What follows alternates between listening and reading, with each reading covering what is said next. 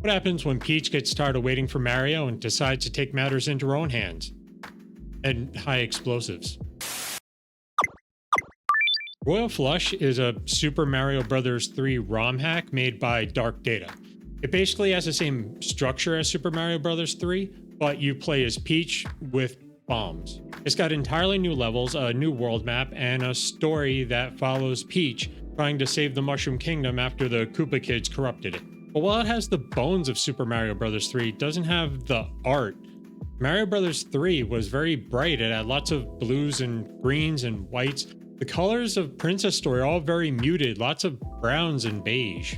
Also, the gameplay is very different from 3, and not just because of the bombs. Peach's movement's really floaty. She has these really long jumps that gives the game a whole different feel, a different rhythm. And your main power-up is bombs. You can't destroy anything with them like bricks, but you can kill the enemies, and you can control the height of the throw. And the whole game is kind of built around this bomb mechanic. They have other power-ups from the original game, like the mushroom that makes Peach big. You have the invincibility star. You have the Goomba boot that lets you stomp around. And there's one bonus level that gives you a couple of bonus power-ups. You get a super jump, and you get this one that turns your dress white, and it lets you run through enemies, but you can still jump on them to kill them. I don't know what you call that. But also, in at least my game, the bonus level was bugged. I couldn't finish it, and I actually had to restart the whole game, so you may just want to avoid that altogether.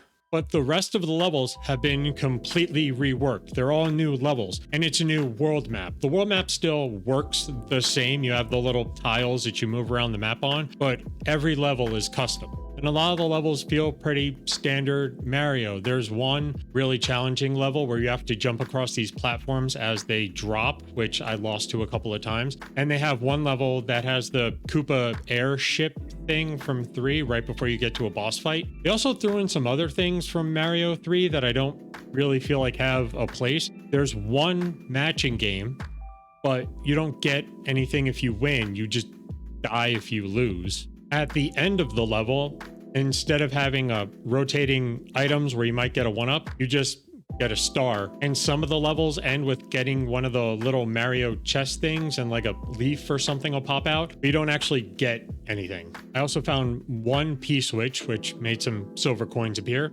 I don't know why.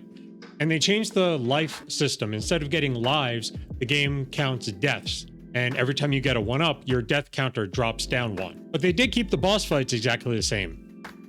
Although you have bombs now, so they're not hard. In the original Mario 3, you'd have to hit a boss 3 times and they would die. It's the same thing here, except you can just throw bombs at them 3 times and they die. And there's only 2 bosses.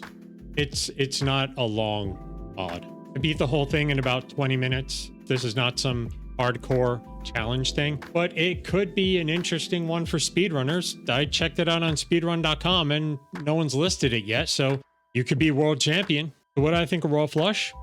It's fun. It's short, but it's fun. And looking back, it's probably good that it is the length that it is. It's not a very hard game, and it turns out it's pretty easy to save the Mushroom Kingdom with high explosives. So if it was any longer, it would probably just get kind of boring. It's not a full-length adventure, but it's a cute little side story where Peach solves her own problems with explosives. So if you like Mario 3 ROM hacks and are interested in a pretty easy world record, check it out. See you next time.